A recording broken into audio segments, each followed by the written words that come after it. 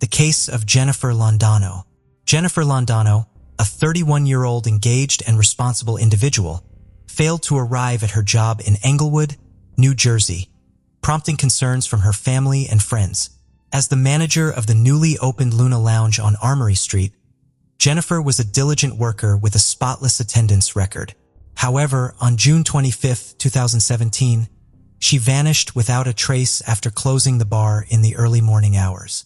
When she didn't show up for her shift that evening, her coworkers grew worried and attempted to contact her, but her phone was switched off, which was unusual because she always maintained regular communication with them. This lack of response heightened their anxiety. Her loved ones decided to file a missing person report with the police, highlighting that she always checked in with them before going anywhere. As the investigation began, police visited Jennifer's apartment, where she lived alone.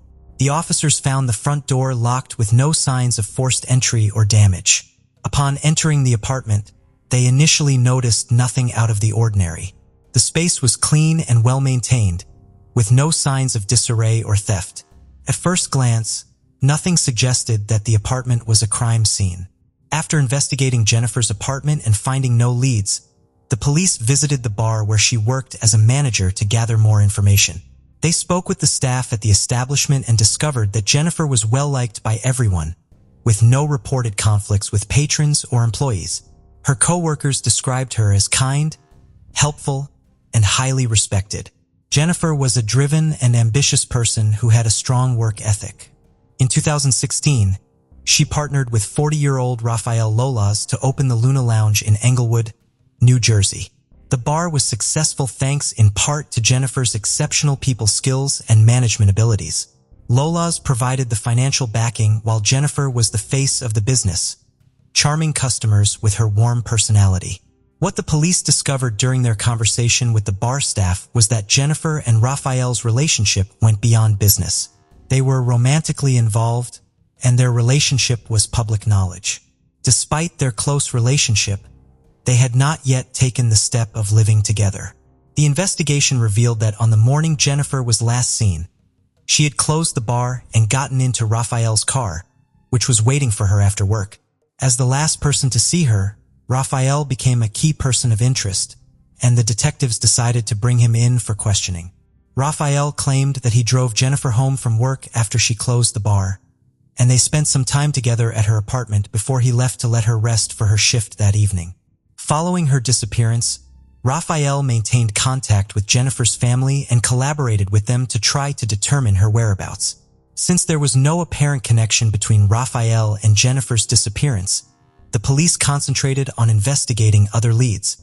However, they faced challenges due to Jennifer's phone being turned off on the day she disappeared, with the last signal coming from a cell tower near her home. Neighborhood interviews yielded no suspicious information. As part of the investigation, the police requested banking records as they often provide crucial clues in such cases.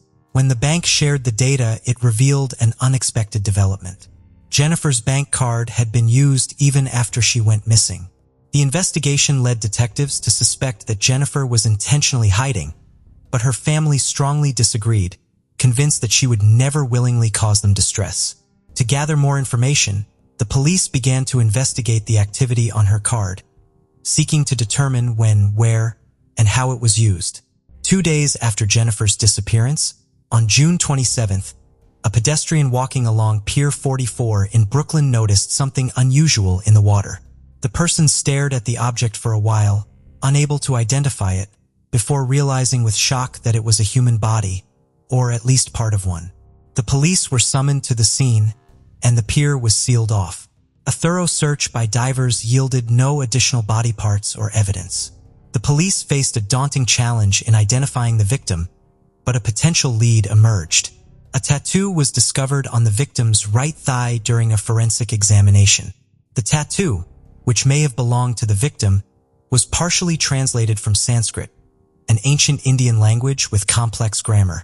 The police released an image of the tattoo, hoping someone would recognize it and provide information.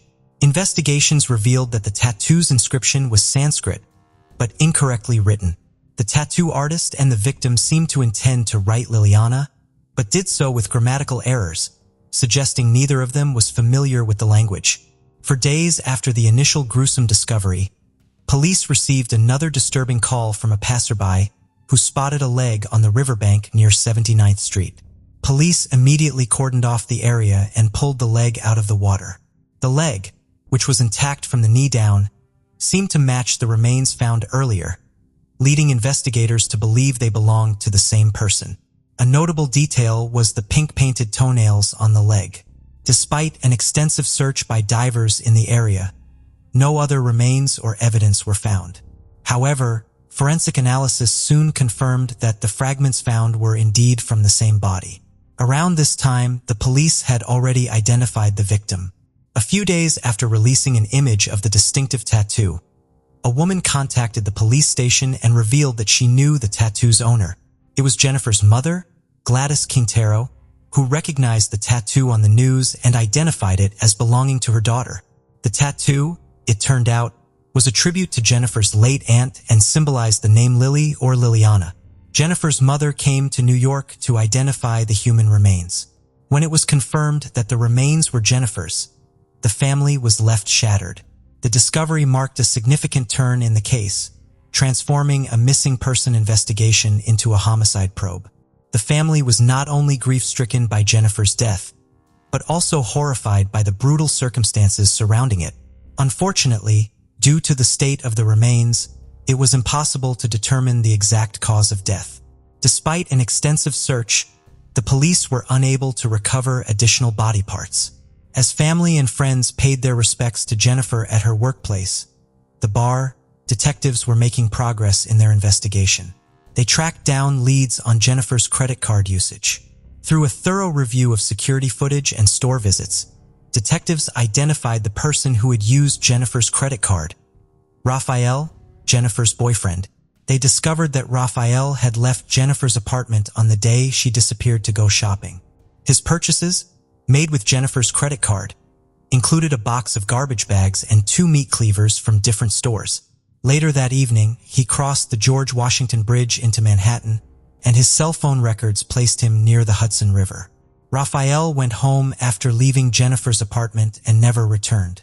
2 days later, Jennifer's torso was discovered.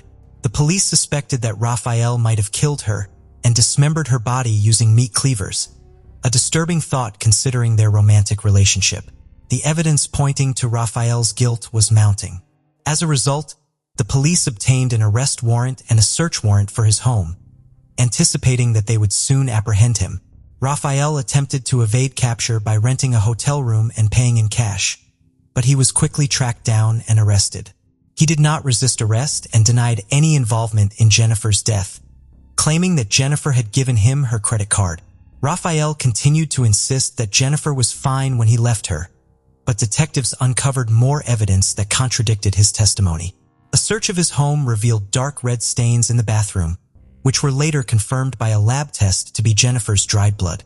Detectives investigating Jennifer's disappearance analyzed her communications with Raphael and found a pattern of frequent arguments, typically sparked by jealousy. A search of Raphael's home uncovered a box sent via post office and a bag that had previously contained a GPS tracking device. It became clear that Raphael had secretly installed the device on Jennifer's car, allowing him to monitor her movements. Cell phone data revealed that Raphael had picked Jennifer up from work and taken her to her apartment. Although Jennifer's phone was soon turned off, Raphael's phone remained active. Between 9 p.m. and midnight on the day of her disappearance, his phone sent a signal to a cell tower near the Hudson River. This suggests that Jennifer may have already been dead by then, and Raphael may have driven to the river to dispose of her body. Raphael and Jennifer's relationship was complex and tumultuous, with conflicts often centered on financial issues. Despite their efforts to establish a business together, opening a bar less than a year before her disappearance, their relationship was marked by animosity and blurred boundaries.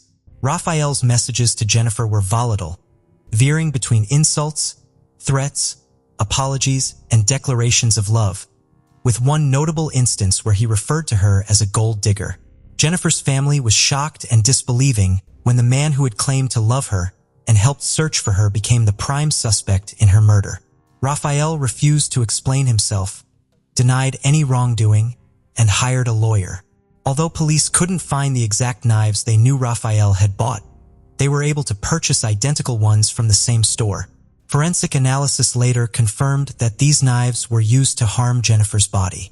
Raphael was subsequently charged with several crimes, including murder, desecration of remains, stalking, hindering apprehension, and credit card fraud.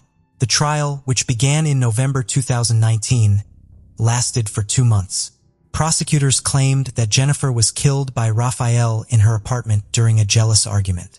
Raphael's lawyers argued that the state had no concrete evidence to prove their claim, pointing out that there were no signs of a struggle in the apartment and no marks in the bathtub where Jennifer was allegedly dismembered. The prosecution countered that the lack of evidence was, in itself, evidence of a cover-up. The absence of any signs of a crime suggested that Raphael had made a deliberate effort to conceal his tracks. The bathtub, in particular, was found to be remarkably clean, with no DNA or physical evidence linking Jennifer to the scene. The prosecutor pointed out that an ordinary person's bathtub would not be as clean as the one in question. During the trial, Jennifer's mother emotionally addressed the judge, stating that the defendant had destroyed her life and her family. She emphasized that Jennifer was her beloved daughter, and the defendant's actions had left her devastated. After reviewing the case, the judge determined that Raphael was consumed by an obsession with Jennifer.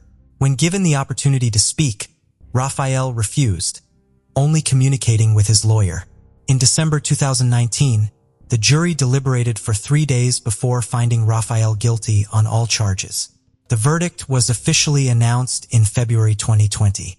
As a result, 43-year-old Raphael received the maximum sentence, life in prison with the possibility of parole after 63 years. This means he will be 106 years old before he can be considered for parole. Unfortunately, the remainder of Jennifer's body was never found. Douglas Benfield was born on October 2, 1961, in Palo Alto, California. He was the second child of John and his wife, Suzanne, who had 3 children in total: Wesley, Douglas, and David. Suzanne, a teacher, and John, an aerospace engineer, upheld values of discipline and hard work in their home. John's career later took the family to Huntsville, Alabama, a city known for its role in advanced aerospace development. Douglas thrived in this environment, displaying curiosity and enthusiasm. He was especially close to his brother David, and together they often attended church camps organized by their mother, who was actively involved in the religious community. As Douglas entered high school, he joined the wrestling team, which allowed him to channel his dedication and passion. He quickly became one of the school's top wrestlers, inspiring his younger brother David, who would later follow in his footsteps. David often recalled how Douglas supported and encouraged him during his first match, a memory he cherished deeply. Around this time, however, the family faced a tragic loss when John passed away. This hardship led Suzanne to return to her native Texas with her children, seeking support from family as they coped with their grief. After graduating from high school, Douglas pursued a biology degree at a local university. Those close to him remember this period fondly, as he not only excelled academically, but also co-founded a fraternity, demonstrating leadership and teamwork. During his college years, Douglas also discovered a passion for art, an interest that led him to create murals and design logos, distinguishing himself in various academic projects. Despite these new interests, he remained dedicated to wrestling, eventually ranking among the top 10 wrestlers in the state. After completing his degree, Douglas enlisted in the Navy, initially serving as a navigator and co-pilot on aircraft carriers. He continued his training at flight school, where he earned the rank of Naval Flight Officer. In the early 1990s, Douglas met someone special, leading to a whirlwind romance and marriage. Unfortunately, the marriage ended in divorce as quickly as it began. Douglas refocused on his career, enrolling in intelligence training and joining the Naval Intelligence Division. After achieving the rank of lieutenant commander, he retired from the Navy, ending a distinguished military career. Seeking a new direction, he moved to Charleston, South Carolina, where he opened a restaurant. His military background also allowed him to work as a consultant for security and communications technology firms, securing government contracts. During this time, he met a single mother of two, and the two married in 1999, creating a blended family. However, despite appearances, their relationship was sometimes tumultuous, with reports of conflict, including physical altercations that they chose not to report. Nevertheless, life went on, and in 2001, they welcomed a daughter, Eva. Shortly after Eva's birth, Douglas underwent a vasectomy. The following years appeared stable as Douglas managed several tech businesses working with both private clients and government projects. Eventually, he became involved in national security initiatives focusing on strategic policy development. As Douglas's professional obligations increased, he was frequently away from home, which strained his relationship with his wife to the point where they began sleeping in separate rooms. In December 2015, Eva returned home from school one day to find the front door locked and no response from her mother. Worried, she crawled through the bushes to a window. With the help of a neighbor who forced the door open, they discovered her mother's lifeless body. The emergency services were called and her remains were taken to the morgue, where an autopsy later revealed that the woman had passed away from an undiagnosed heart condition. This unexpected loss deeply affected the family, and Douglas found solace in faith. He began attending church regularly and started each day by reading Bible verses, sharing them with his daughter. By 2016, he had established connections in political circles, particularly with prominent donors of the Republican presidential campaign. During a summer fundraiser in Florida, he met Ashley Burns, a striking young woman born in Texas in 1991 to Alicia and Raymond Burns. Ashley had been immersed in ballet from a young age, working with renowned instructors and joining prestigious ballet companies. However, at 23, a leg injury forced her to retire from professional ballet, setting her on a new path. Ashley subsequently began teaching dance classes to children and maintained costumes for student workshops. She also explored modeling, primarily in swimwear and lingerie photography, though her success was limited. On a personal note, Ashley had been through a divorce after a 2-year marriage and remained close to her mother. She was a dedicated Republican, and after attending a political event, met then presidential candidate Donald Trump. This encounter led her to join his campaign office in Florida, where she met Douglas at a fundraising dinner. Her beauty, paired with her elegance as a former ballerina, immediately caught his attention. Despite their significant age difference, Douglas was 54 and she was 24. They connected effortlessly that evening. Later, Douglas texted her, expressing gratitude for the time they shared. 2 days later, when Douglas flew to Israel for business, he and Ashley maintained a steady flow of text messages resembling two teenagers in love. As they got to know each other better through these exchanges, they discovered shared interests from a deep religious faith to similar music tastes. Both also shared a notable enthusiasm for collecting firearms. Upon Douglas's return to the U.S., they had already decided to marry, opting to keep their plans private, even from Douglas's daughter, Eva. On September 6, 2016, they married in a small private ceremony in Charleston, with only a close friend of Douglas's as a witness. Ashley then moved into Douglas's home. Their early days of marriage faced an unexpected complication when Eva's friend, Sydney, moved in due to issues at home. Douglas and Ashley handled this situation with composure, eventually becoming Sydney's legal guardians. Despite her efforts, Ashley struggled to connect with Eva, who was still grieving her mother's death. It didn't help that Eva had been unaware of her father's plans to remarry. Ashley made numerous attempts to bond by sharing activities, like watching ballet videos and working on gardening projects, but she couldn't shake her insecurity and jealousy, sensing that Douglas would always prioritize his daughter over her. In early 2017, the couple decided to pursue a shared dream by launching a ballet company in Charleston. They sought to challenge traditional ballet norms by recruiting dancers from diverse backgrounds, creating an inclusive space for talent. At the same time, Ashley persuaded Douglas to undergo a vasectomy reversal so they could have a child together. This succeeded, and in July of that year, they learned they were expecting. However, the news intensified tensions between Ashley and Eva, especially when Ashley found Eva's diary, revealing the girl's deep resentment toward her. The diary discovery ignited a series of arguments between Douglas and Ashley that grew increasingly frequent and intense.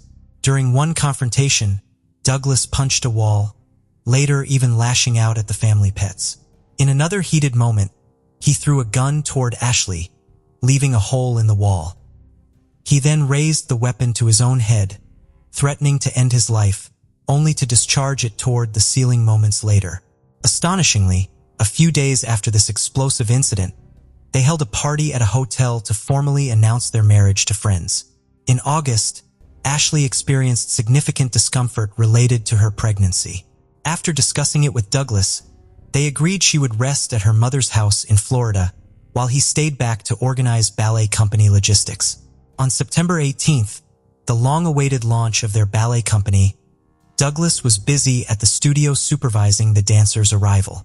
Meanwhile, Ashley made the 600-mile journey to Florida. She quietly packed her belongings, left a letter on the table, and departed without a word. In the note, she described Douglas as possessive and controlling. Alluding to the gun incident, she expressed fear for her own life and that of their unborn child. She warned him not to contact her, threatening to involve the police if he tried. After reading her letter, Douglas was filled with regret and began texting Ashley, promising to change. For weeks, he sent apologies, declarations of love, and assurances of a different future. Ashley's responses, however, remained practical, focusing only on company contracts and financial matters. Despite his continued promises, Ashley wasn't open to reconciliation. She eventually contacted the police, informing them of Douglas' anger issues and recounting the incident with the firearm. As a result of the ongoing conflict, Child Protective Services visited Douglas' home and conducted an interview with his daughter, Eva. Following this, Douglas was required to undergo a comprehensive psychological evaluation. However, the results showed no signs of mental health issues, nor was he considered a threat. Ultimately, he was cleared of the accusations. By this point, though, Douglas was grappling with financial issues, as his efforts to save the ballet company were in vain. The initial investment they believed was secure didn't exist. Despite his optimism, he hoped to secure enough funding to avoid exposing the truth. Under mounting pressure, he borrowed tens of thousands of dollars to cover the first payroll. Nonetheless, by late October, half of the dancers were dismissed, and Ashley publicly distanced herself from the organization on social media. Douglas asked her to take down the post to avoid affecting the remaining dancers, but she refused. Shortly afterward, he admitted the financial reality and had no choice but to close the company. Meanwhile, in Florida, Ashley's health was worsening, plagued by intense pain and fatigue. After numerous unsuccessful medical attempts to diagnose her condition, she sent a hair sample to a lab, which revealed dangerously high toxin levels, suggesting potential intentional exposure. She then recalled the tea Douglas prepared for her each morning and began suspecting that he might have been poisoning her, perhaps even contributing to his previous wife's sudden death. Soon after, Douglas, unaware of her suspicions, sent her a package of tea bags. Ashley, however, avoided drinking it, opting to take it to the police for analysis by a specialized team. Tests later showed no traces of toxic substances. 3 weeks before her due date, Ashley checked into a hospital without informing Douglas. From the beginning, she told medical staff that she believed her husband had poisoned her, exposing her unborn baby to heavy metals. She also accused him of domestic violence, claiming he had held her captive and harassed her in Florida. While her claims couldn't be substantiated, the hospital took precautions for her safety and assigned her a new name. After a cesarean section, her daughter was born healthy. Nevertheless, Ashley immediately sought hyperbaric oxygen treatments for the baby, enrolling her newborn in 26 sessions. In late July 2018, Ashley and Douglas came face to face for the first time in months at a courthouse in Florida.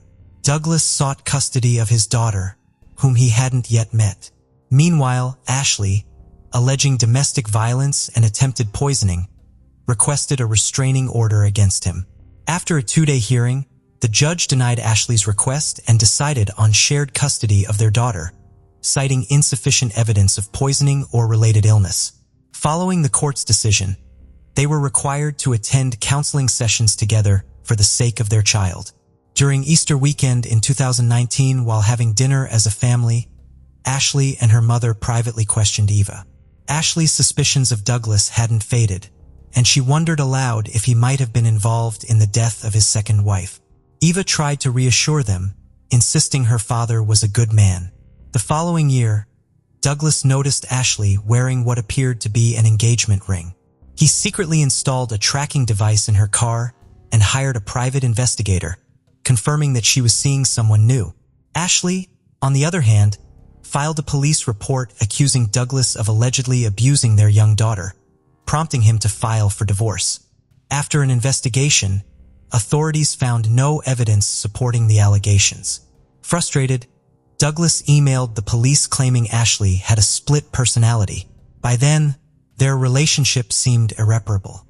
Yet in mid-2020, despite divorce proceedings, Ashley surprised Douglas by reaching out, hinting at reconciliation.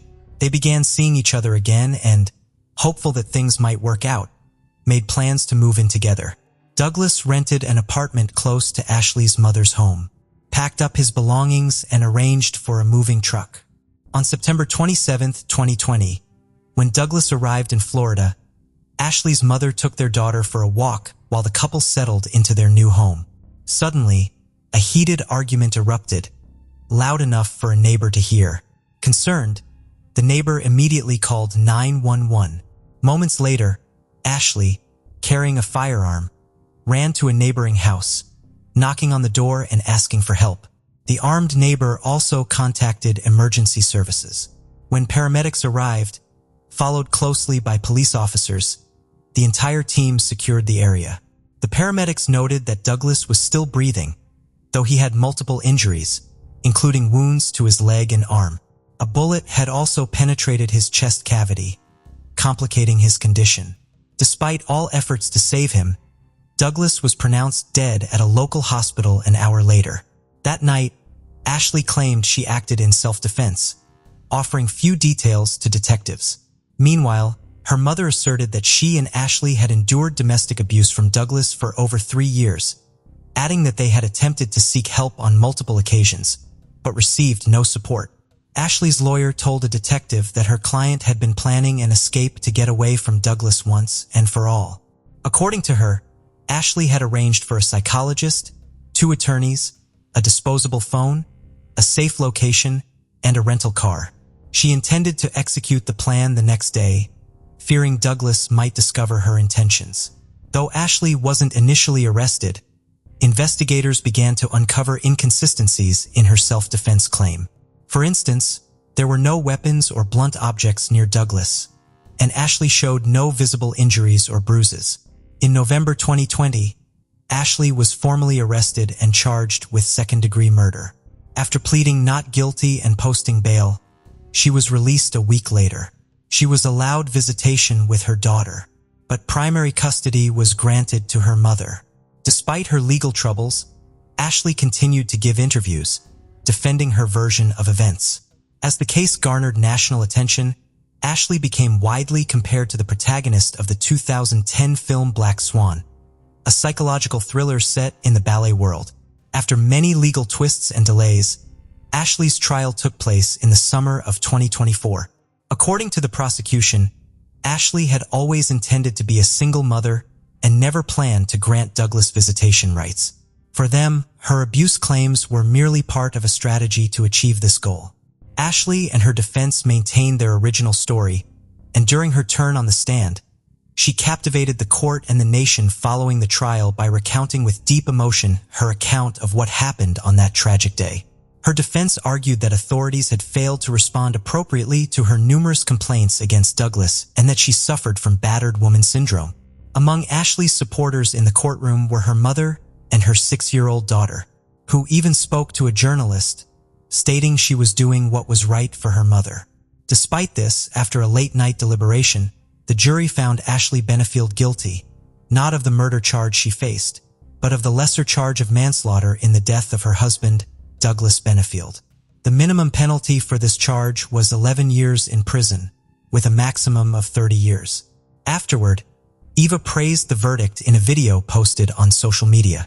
Ashley's defense team quickly expressed dissatisfaction with the verdict, announcing their intention to file for a mistrial, citing alleged juror misconduct. Although Ashley's sentencing was initially set for October 22, 2024, the judge announced that he would consider the defense's motion claiming juror bias, possibly due to alleged dishonesty in a juror's responses and the potential use of a cell phone during deliberations.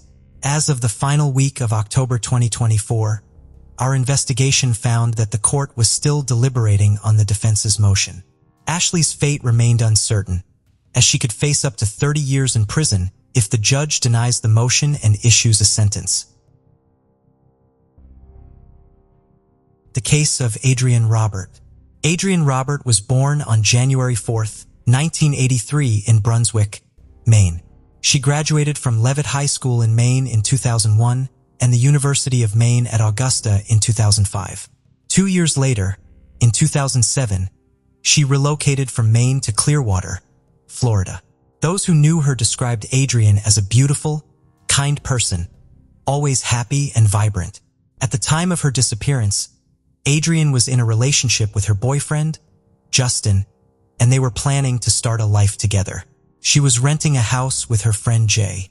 As their relationship progressed, Adrienne and Justin found a new house in July 2012, where they intended to move in together. On the evening of July 13, 2012, Adrienne decided to throw a goodbye party before moving out. Adrienne told Justin that she and Jay would be going out to a movie or a bar. Justin couldn't join them because he was busy with some other things. He didn't object to Adrienne spending the evening with Jay as they were close friends. Initially, Adrienne and Jay celebrated at home, reminiscing about good times and having a few drinks. Later, they decided to continue the night out and went to the Diamond Doll strip club. Jay called 911 at 3:34 a.m. to report that he had found his roommate, Adrienne, unresponsive. He told the operator that they had been at a nightclub earlier, but Adrienne had left before him. When Jay arrived home, he discovered Adrienne on the bathroom floor, her eyes open, but not breathing. There were also signs of a struggle, suggesting a crime had taken place. The 911 operator instructed Jay to focus and perform CPR on Adrienne, guiding him through the process. Jay followed the instructions, attempting to revive Adrienne until the paramedics arrived. Unfortunately, by the time the ambulance arrived, Adrienne was deceased, and the medics were unable to help her. She was pronounced dead at the scene. The police investigation aimed to answer two key questions. Who was responsible for Adrienne's death, and was her roommate involved? The police began by thoroughly searching the house, checking every closet and under every bed to ensure the perpetrator was not hiding inside. Detectives and forensic experts observed that there were no signs of forced entry on the front door when they first arrived at the crime scene. Adrienne's body was found on the bathroom floor wearing only a bra. A stab wound to the chest was the cause of death. The signs of a struggle in the bathroom suggested that Adrienne had tried to defend herself, leading detectives to suspect that the killer was a man. The detectives had to wait for the autopsy results to get more information. While searching Adrienne's bedroom, they noticed that someone had cut off a piece of her bed sheet. It seemed like the killer was trying to destroy evidence, possibly to eliminate any DNA they may have left behind. However, it was puzzling that the killer didn't take the entire sheet, as the remaining part could still contain DNA. Further investigation revealed a substance similar to seminal fluid on the sheet, which was sent to the lab for analysis. Additionally, Adrienne's car was missing from the parking lot next to her house, suggesting that the killer may have stolen it. The police launched an investigation into the crime, searching for potential witnesses and issuing an alert for the victim's car. To piece together the events surrounding Adrienne's death, detectives needed to gather as much information as possible about her final hours. Before proceeding, however, they had to break the devastating news to her family. Adrienne's parents were stunned by the revelation, struggling to come to terms with the loss of their beloved daughter. Justin discovered the shocking truth the morning after, when he saw police surrounding her house. He immediately sensed something was terribly wrong. The detectives then broke the devastating news. Adrienne had been killed the previous night. Given that perpetrators often return to the crime scene and Justin's close relationship with Adrienne, the detectives felt compelled to investigate him as a potential suspect. In cases like this, it's standard procedure to investigate the people closest to the victim first. Later that day, police found Adrienne's car abandoned just a few blocks away from her house, with the headlights still on and the keys in ignition. This discovery further supported the investigators' initial theory that the killer had likely used Adrienne's car to escape the crime scene. Forensic experts thoroughly searched the interior of Adrienne's car for any clues that could help crack the case. Meanwhile, investigators reviewed the CCTV footage to identify the person who was driving the car. Although there were no cameras at the exact location where the police found the car, neighboring buildings had cameras that captured footage of the area. After examining the recordings, investigators spotted a man wearing shorts, a baseball cap, and long hair. The man was seen walking away from Adrienne's car around the same time the 911 call was made. He was heading in the opposite direction, which made it essential for investigators to track his next move. Unfortunately, their attempt to follow him was thwarted when they discovered that he turned a corner where there was no surveillance camera. The investigators rewatched the footage multiple times, hoping to pick up on a detail they might have missed initially. The police had difficulty gathering clear information about the man in the recording because it was taken at night. However, interviewing witnesses provided new leads. A neighbor reported seeing Adrienne and a man running past his house on the sidewalk at night. This was unusual for two reasons. It was late, and they didn't appear to be going for a run. Adrienne was wearing a dress and holding her shoes while the man was not dressed in athletic attire. Although the situation seemed suspicious, Adrienne didn't appear to be in distress, as she wasn't screaming or calling for help. As a result, the neighbor didn't think much of the incident at the time. To reconstruct the events leading up to the 911 call, investigators spoke with Adrienne's roommate, Jay. Jay had gone to the club with Adrienne and claimed to have found her on the bathroom floor. During questioning, Jay told the detective that he and Adrienne had a few drinks at home before heading to Diamond Dolls, a club they often visited to unwind and escape their daily problems. Jay told investigators that he and Adrienne walked to Diamond Dolls because they had been drinking and didn't want to drive. The police focused on the club because it attracted a questionable crowd. Jay claimed they arrived around 10:30 p.m. and stayed for several hours. While they were sitting at a table, a stranger with a beard and a baseball cap joined them. Later, Adrienne decided to leave, and Jay said he stayed behind.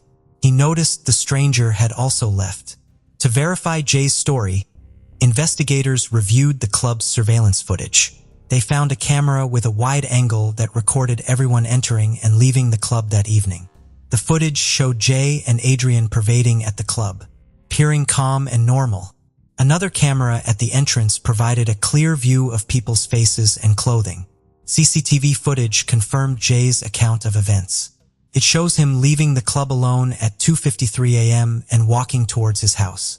The footage also reveals that Adrienne left the club earlier at 1:38 a.m. Notably, she was seen wearing a dress and what appeared to be a jacket when she arrived at the club, but only wore the dress when leaving.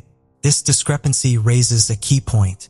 Shortly after Adrienne departed, a man wearing a baseball cap rushed out of the club, presumably to return the jacket she had left behind. After returning the jacket, the man and Adrienne appeared to be engaged in conversation. The exact topic of their discussion remains unclear. Rather than returning to the club, the man followed Adrienne. After exiting the parking lot, they turned right onto a relatively isolated street with few houses. It is unclear whether Adrienne felt threatened or uneasy at this point, and this may remain uncertain.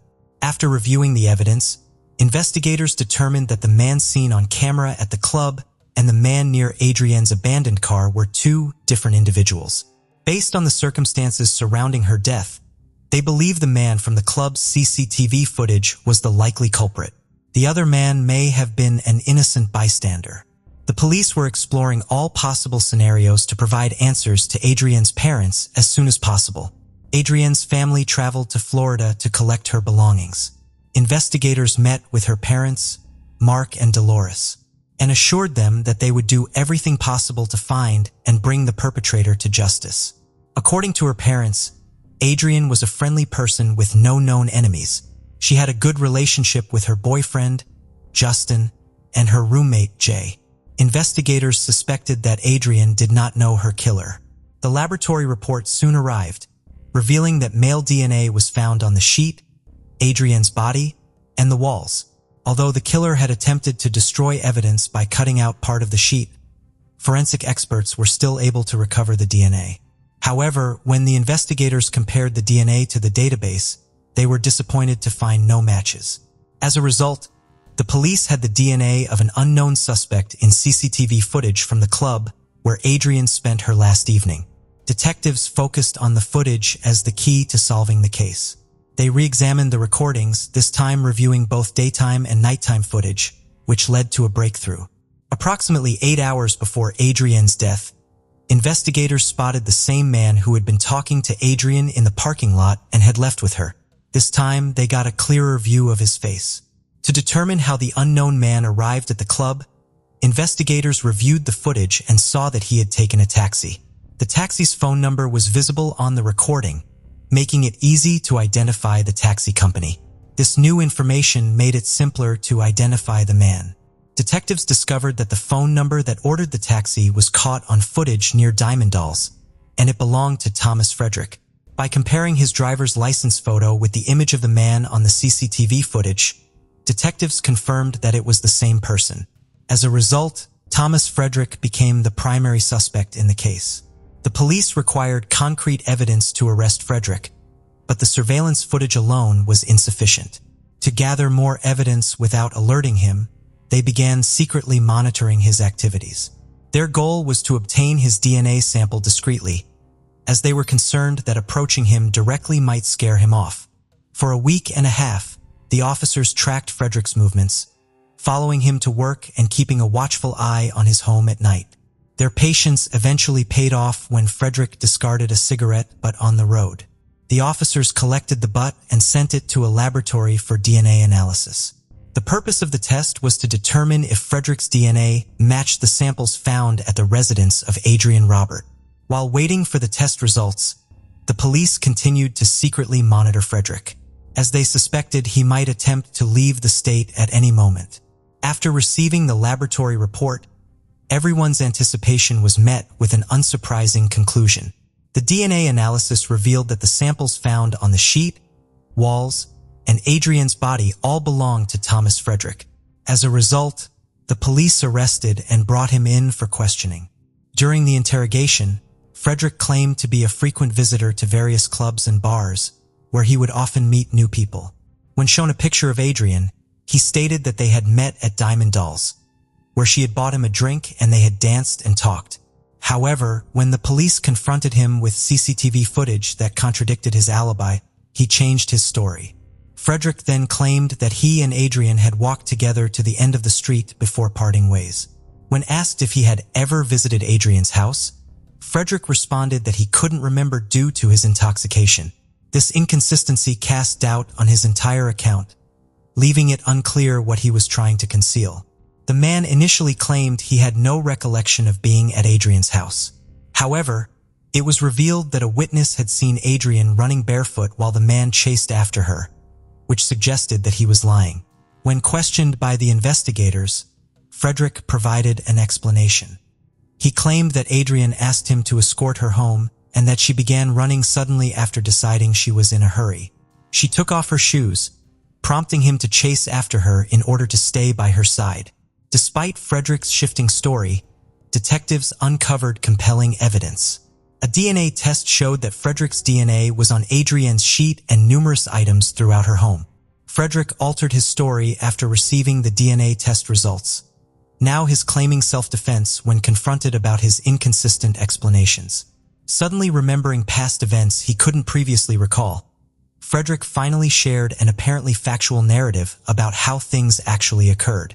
They spent an intimate time in Adrienne's home where things ultimately became grim and both engaged. A confrontation between Adrienne and Thomas Frederick turned violent and resulted in a physical fight. During the altercation, Adrienne pulled out a knife and threatened Frederick, who then defended himself. Unfortunately, Adrienne was fatally injured in the process. After the incident, Frederick panicked and fled the scene instead of calling for emergency assistance. He feared being blamed for Adrienne's death. As a result, Frederick was charged with first-degree deprivation of life and appeared in court in January 2014. During the trial, the prosecutor presented a different account of the events. According to the prosecution, Adrienne and her friend Jay had been drinking at home before heading to Diamond Dolls where they met Frederick. The three of them socialized and chatted casually. However, the next day, Adrienne decided to leave the club early to move into her new home with her partner, Justin. Frederick allegedly took advantage of the situation and followed her despite her attempts to evade him. He chased her to her home, broke in, and attacked her with a knife from the kitchen. The prosecutor stated that the injuries on Adrienne's body suggested that she was forced to have intercourse with Frederick. Fearing she would report him to the police, Frederick decided to kill her. In an attempt to cover his tracks, he cut out a portion of the sheet where his semen had stained, but this effort was unsuccessful. The police were still able to find his DNA on multiple surfaces, including Adrienne's body.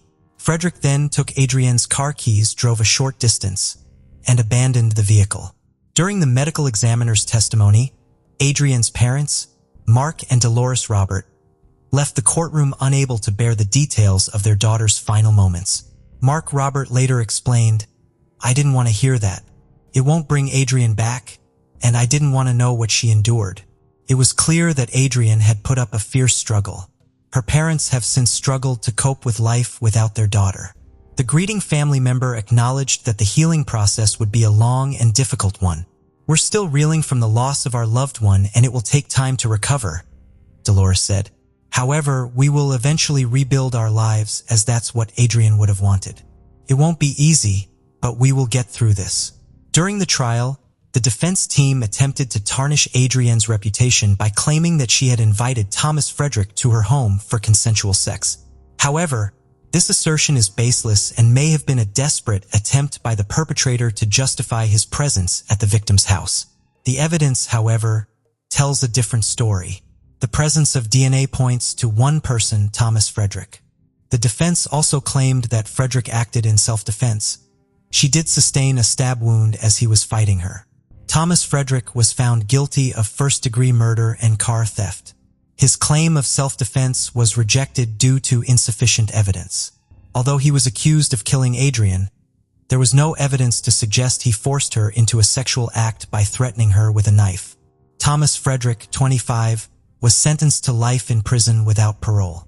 Adrienne's father expressed relief and satisfaction with the verdict, stating that while it wouldn't bring his daughter back, justice had been served.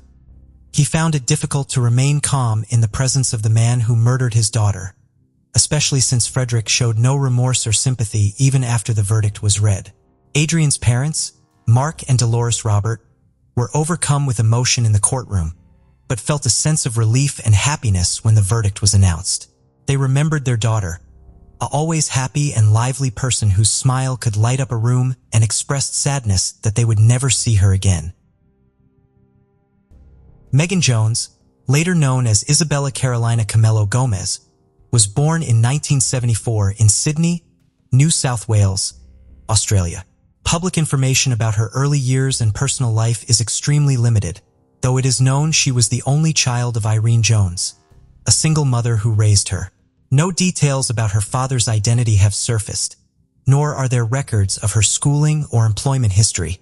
Isabella lived with Irene into adulthood in a charming suburban home Irene had bought in Sydney.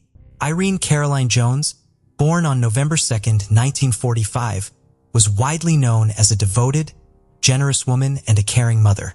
After retiring, she dedicated much of her time to volunteering for various charities. Friends and neighbors described her as sweet and hospitable, often offering her home to those in need. Irene was known to provide not only a loving home, but also financial support to Isabella. Even during brief periods when they lived apart, Irene always welcomed Isabella back.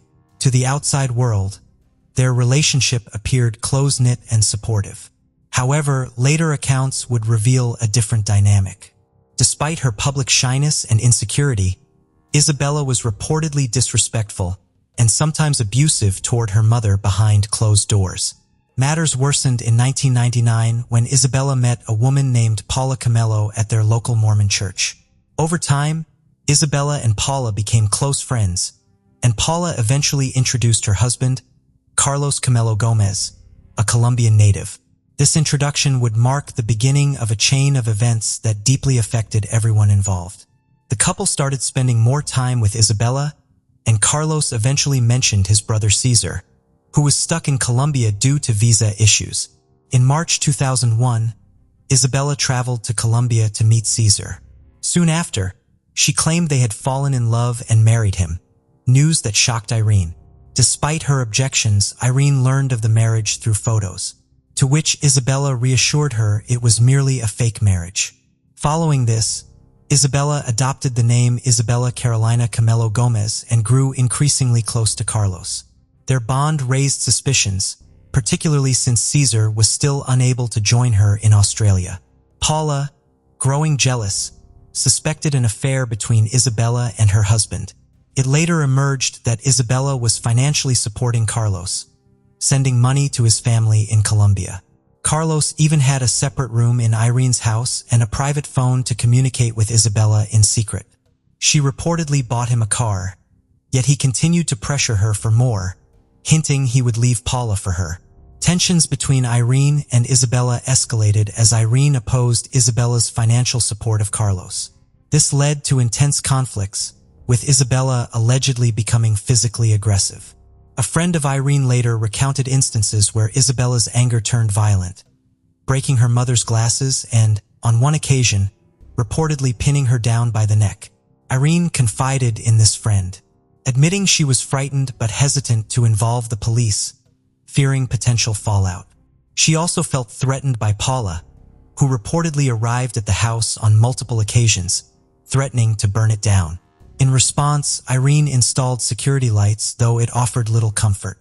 Witnesses described Carlos as aggressive and domineering toward Irene, physically intimidating her, and further isolating her within her own home. Irene saw him as a manipulative presence who was not only depleting her finances, but also eroding her sense of safety and control. Carlos's control reached unimaginable levels when he demanded that Irene mortgage her home, transfer its ownership to Isabella, or sell it to provide him with $20,000 to start a construction business. By May 2001, tensions had reached a breaking point. Carlos and Paula had separated, and shortly afterward, Carlos moved permanently into Irene's home. Irene felt pressured to vacate her main bedroom so he could share it with her daughter. Then, in October 2001, Carlos claimed he was returning to Colombia, but Irene later found out he was still around and confided in a friend about her concerns. She grew more anxious after learning that her mail was being redirected to an address in Maryland, where Carlos and Isabella had briefly stayed earlier that year. Irene was perplexed by the situation, especially as Isabella, despite receiving money to pay household bills, had not done so, using the funds to pay off her own debts instead. With mounting debts from the car she had bought for Carlos, Isabella even owed Irene a significant amount. As the financial strain intensified, Isabella renewed her push for Irene to sell the house. However, Irene refused, threatening to change her will, which had initially left her assets to Isabella in the event of her passing. Despite the friction, things appeared to settle somewhat between mother and daughter, and no one found it odd when they went out together on November 2, 2001, to celebrate Irene's 56th birthday. Although Irene was still apprehensive, she decided to make the most of this momentary peace, hoping to enjoy a calm evening with her daughter after nearly 2 years of constant tension. Their meal at the restaurant seemed pleasant, and after paying the bill around 7 p.m., the two women left to drive home. Isabella took the wheel, but upon arrival, she told Irene that the fuel tank was nearly empty and suggested that Irene go inside while she quickly stopped by the gas station. Irene entered the house alone while Isabella drove to refuel, returning around 8:15 p.m. citing abdominal cramps from her period and wanting a hot shower. After parking the car, Isabella went straight to the bathroom. Following nearly half an hour in the shower, she emerged, wrapped her hair in a towel, applied face cream, and prepared for bed. However, when Isabella opened the bathroom door, she was met with a terrifying sight. Standing in front of her was an intruder, a blond man in a beige long-sleeve shirt, his face covered with a pantyhose mask and wearing white gloves. According to Isabella, terror-stricken, she tried to flee through the bathroom's outdoor exit. However, the intruder reportedly yanked her back violently with a cord or cable around her neck. Isabella claimed she struggled fiercely, but the man struck her and pushed her onto the bed. Attempting to undress her, she screamed for help, causing the man to flee. Shaken and terrified, she bolted to the nearest neighbor's house, frantically knocking and crying out for help, saying someone had broken into her home. The neighbors let her in, and Isabella urgently expressed concern for her mother. They advised her against going back, fearing it was unsafe. Isabella then borrowed the neighbor's phone and dialed Australia's emergency number, 000, anxiously informing the operator that an intruder had attacked her and that her mother was still inside. Police and ambulance units arrived shortly after. While paramedics attended to Isabella, officers searched the home, where they made a horrifying discovery. Irene's lifeless body was found face down on the floor, showing signs of strangulation and cuts on her neck. Officers immediately cordoned off the crime scene, calling in homicide detectives and forensic experts. The home appeared disturbed with items scattered, initially suggesting a burglary gone wrong. However, valuable items were left untouched and there were no signs of forced entry or missing belongings. Isabella was taken to the hospital to receive treatment for her injuries and to recover from the traumatic incident. During the ambulance ride, a friend of Irene's accompanied her. Isabella repeatedly asked about her mother, insistent on seeing her. Irene's body was transported to the morgue, where a post-mortem examination revealed that she had died from a combination of asphyxiation and sharp force injuries. It was determined that she had been rendered unconscious by strangulation before being attacked with a sharp object on the left side of her neck. The cuts were not immediately fatal, leading the assailant to use 2 ligatures around her neck, leaving a distinctive double mark on her skin. In total, she sustained 22 injuries, with the time of death estimated around 9:30 p.m., with a possible margin of error of 3 hours. The ligatures and sharp object used in the assault were never found. After leaving the hospital, Isabella stayed with one of Irene's cousins and her husband. The couple, deeply fond of Irene, described her as a kind soul, incapable of harming anyone, and were devastated by the brutal nature of her death. The investigation into Irene's death continued, but interviews with neighbors, friends, and family yielded no leads to help authorities identify or arrest a suspect. Frustrated, investigators sought to re-interview Isabella, but Irene's cousin and her husband reported that Isabella was constantly distressed and often cried when remembering her mother. Some sources even claimed they had to call an ambulance after Isabella overdosed on sleeping pills prescribed to help her rest. When the police finally spoke with her, they asked if Irene had any enemies or if anyone might wish to harm her. Isabella mentioned only a minor traffic incident she was involved in, but the other driver was quickly ruled out. By this point, investigators began doubting Isabella's account.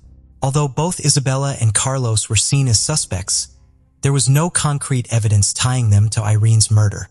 At Irene's funeral on November 9th, some attendees allegedly heard Isabella mutter incriminating words, though this information would surface only years later, as witnesses initially believed she was rambling in grief. After the murder, Carlos and 2 of his friends were questioned. One of them, named Sean, stated he was at home, arriving around 5 p.m. and then falling asleep until 8:30 p.m. when Carlos and another friend, Nicholas, joined him. He explained that Carlos sometimes stayed over, sleeping on his couch. Around 1 a.m., Sean woke briefly to find his friends on the sofa. By 3 a.m., the police arrived to interview him, to which he claimed no knowledge of Carlos's connections with Irene or Isabella. Carlos and Nicholas provided statements placing themselves together in various locations until midnight, giving Carlos an alibi near the time of Irene's death. Carlos admitted meeting Irene and Isabella through his ex-wife Paula, claiming they had helped him post-separation. He noted that he once held a key to the Jones house but had since lost it. The investigation seemed to stall until a year after Irene's death. Her daughter sold the house for $300,000. In November 2002, Isabella gave birth to her first child with Carlos. Initially, she denied he was the father, stating he was only a friend and brother-in-law. Later, she admitted the child resulted from a casual encounter, after which she realized her true feelings for Carlos, deciding to divorce Cesar to be with him. Disturbing details about Isabella's relationship with the Camello family heightened police suspicions. However, without solid evidence, Isabella remained uncharged, and Cesar was never questioned despite his occasional stays in Australia. Over time, the case languished without arrests, or a clear answer regarding who was responsible for Irene's death. In January 2003, the case took a new turn when Isabella reported Carlos for assault. Police records reveal that she stated they had known each other for about 4 years and had been in an on and off relationship for the last 3. Years passed with no progress until November 2007, when a forensic inquest took to re-examine evidence with the potential to refer the case to prosecutors if warranted. Though Isabella attended, she offered no new information. However, one witness, Diane McLeod, who had accompanied Isabella in the ambulance, shared new details. Diane recalled that Isabella had initially told detectives she did not see her mother during the attack, but had mentioned seeing Irene in the house to her during the ambulance ride. Diane also reported that Irene had confided in her about her fears regarding Isabella's connection to the Camello family, particularly Paula's threats. Carlos, in a follow-up interview, stated that he met Isabella at a cybercafe around 7:30 p.m. on November 2nd before heading to Sean's house between 8 and 8:30 p.m. He then claimed he returned to the cybercafe before heading back to Sean's and then to a club with Nicola where they stayed until midnight. He denied being near the Jones house that evening, though his statements contained minor inconsistencies.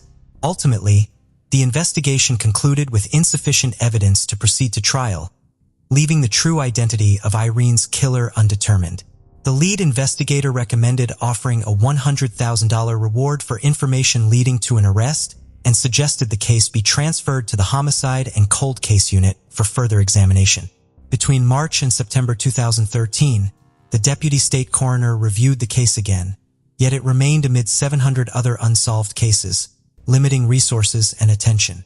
No further developments occurred until March 2017, when the Ministry of Police approved the suggested reward. New witnesses came forward, and a forensics team re-examined evidence collected from the initial investigation. Among the items was a yellow blouse Isabella wore the night of the crime, preserved in a forensic lab since 2001. This item had not previously undergone forensic analysis, as the technology available today didn't exist at the time. According to records, the blouse was retrieved from storage by state forensic staff in March 2013, photographed, and then returned to the lab for analysis in April that year, remaining under police custody thereafter.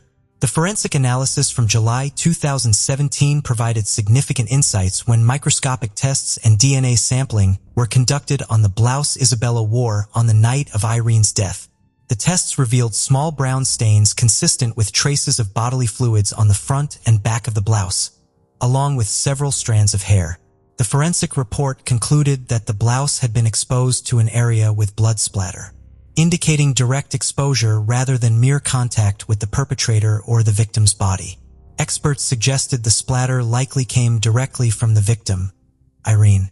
Further tests showed that traces of bodily fluids on the blouse matched Irene's DNA, while seminal fluid found on it matched the genetic profile of Carlos.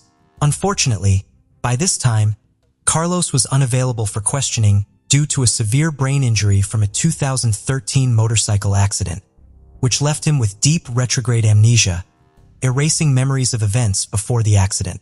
Though investigators hit a dead end with Carlos, the forensic findings and additional witness statements provided grounds to implicate Isabella in a conspiracy to orchestrate her mother's death. Supporting evidence included statements from witnesses at Irene's funeral, where some recalled hearing Isabella whisper that she didn't mean for things to go so far. This admission prompted authorities to wiretap Isabella and Carlos' phone conversations and set up listening devices. Surveillance tapes captured sounds of intimate interactions between Carlos and Isabella at the residence, confirming a long-standing relationship. Combined with Isabella's 2003 assault report, in which she admitted to a 3-year relationship with Carlos, it became clear that her marriage to Caesar was merely a facade, supposedly arranged by Carlos to facilitate Caesar's immigration to Australia in exchange for affection and sexual encounters.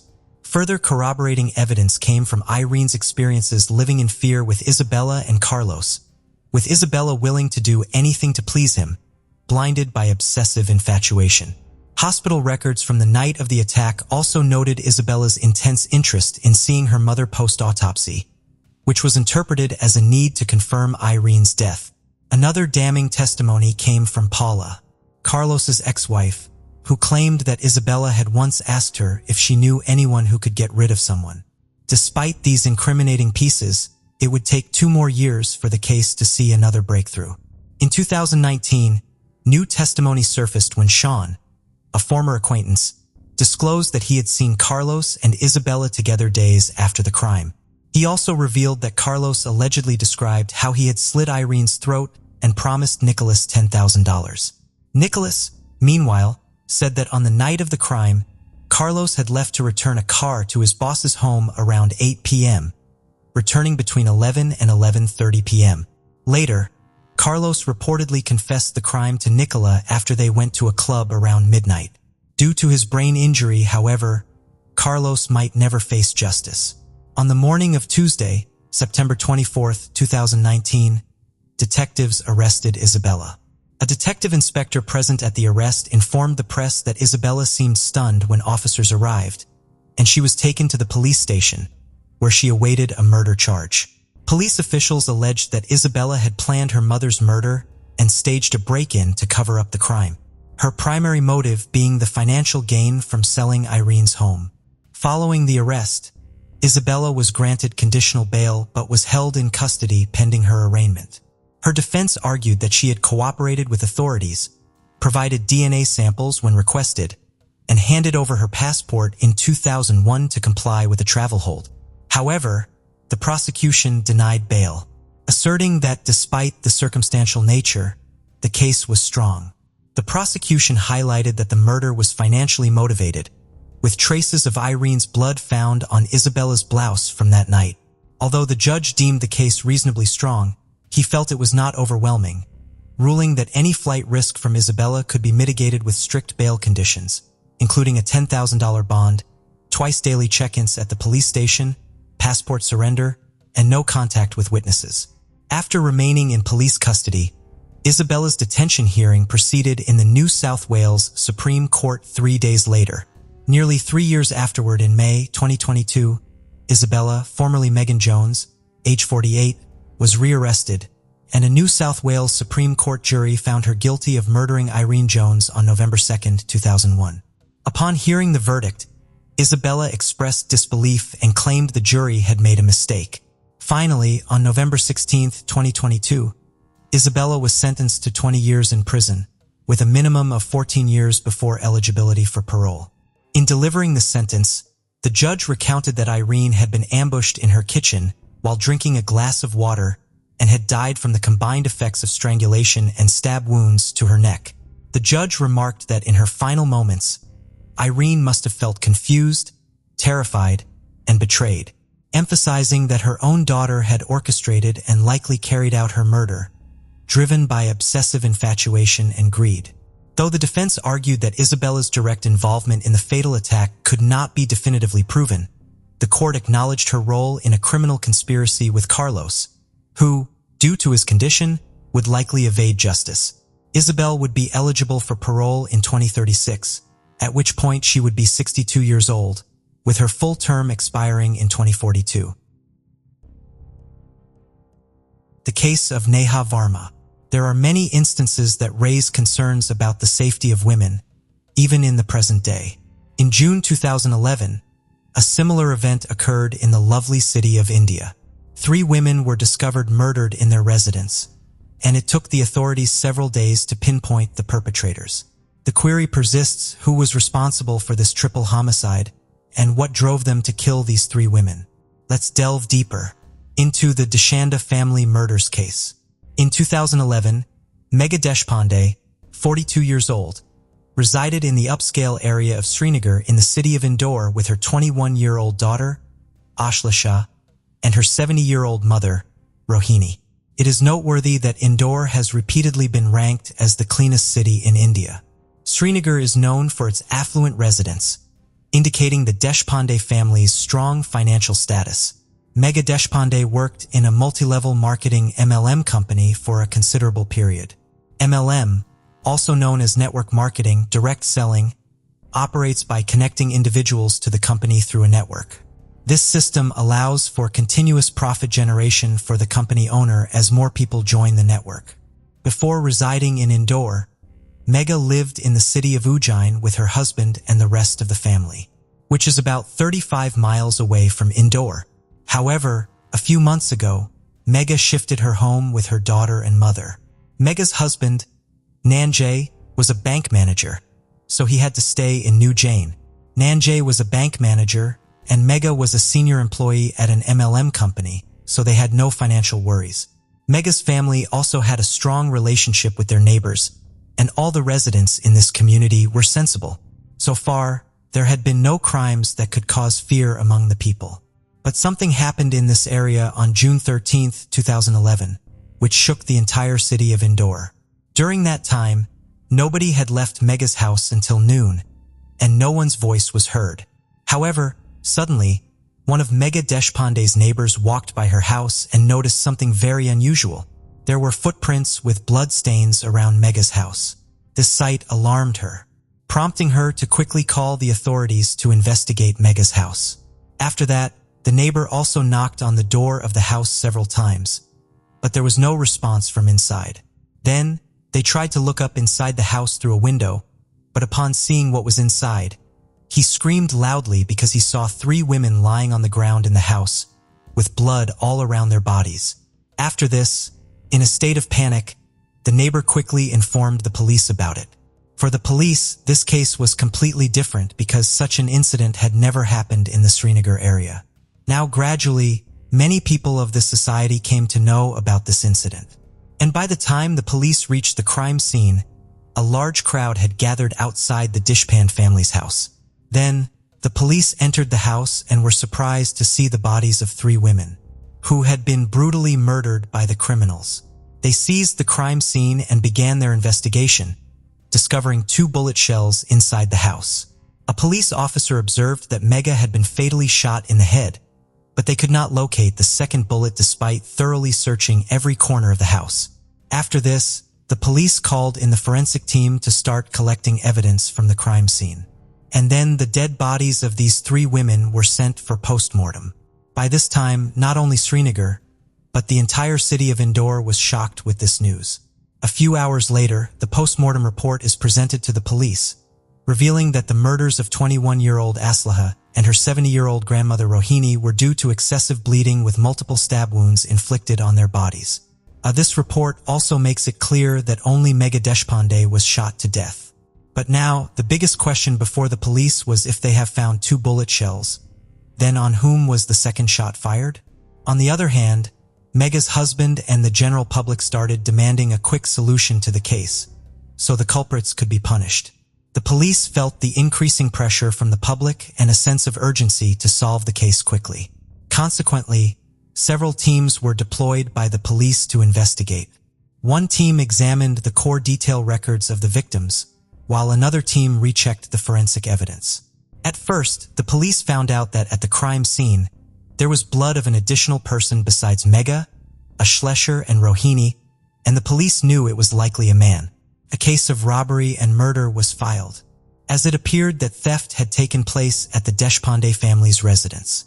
Later, investigations revealed that there were multiple calls made to Megha's phone from a specific number, and Megha had lengthy conversations with this number. Now the police extracted complete information about this number, from where it was revealed to the police that this number belonged to a girl named Niha Varma. Now the police had also started tracking the location of the girl, so that they could talk to her regarding this case, which might provide them with some leads. On the other hand, the police now also had a sample of that blood which was separate from Megha, Ashlesha, and Rohini at the crime scene. Then one day, suddenly the police find out that Niha is near an ATM in that area. After that, a team of police reached there and brought Niha to the police station to talk to her. Now Niha was told about the entire scene, which left Niha completely astonished. After that, Niha explained how she met Megha.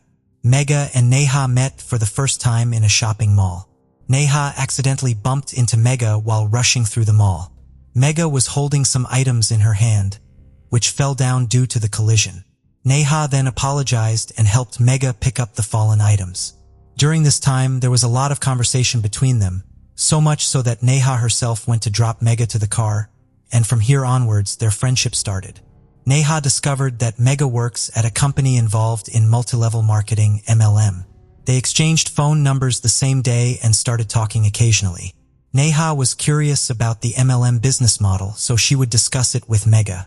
However, the police became suspicious of Niha's story, because her words and body language didn't align. As a result, they questioned Niha extensively. Niha tried to conceal her lie briefly, but she couldn't withstand the police interrogation for long. Eventually, she confessed a story that shocked even the police. Niha, a 23-year-old, was beautiful and cheerful. Although she was a beautician, her financial situation wasn't good enough for her to fulfill her dreams. Niha's father was an ordinary van driver, which meant their financial condition wasn't great enough for Niha to pursue her dreams.